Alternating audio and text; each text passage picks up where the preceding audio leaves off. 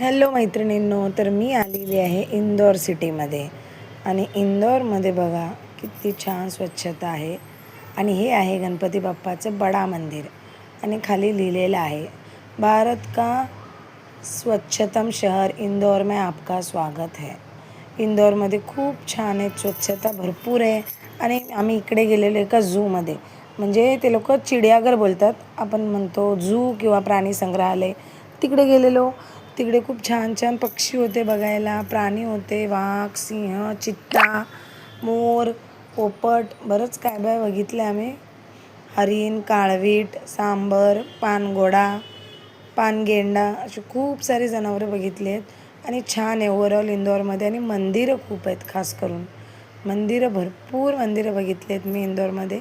उज्जैनला पण गेलेलो, तिकडे पण मंदिर बघितलं, महाकाल बघितलं, कालभैरव बघितलं, बडा गणपती मंदिर बघितलं, मनस्थिर गणपती बघितलं.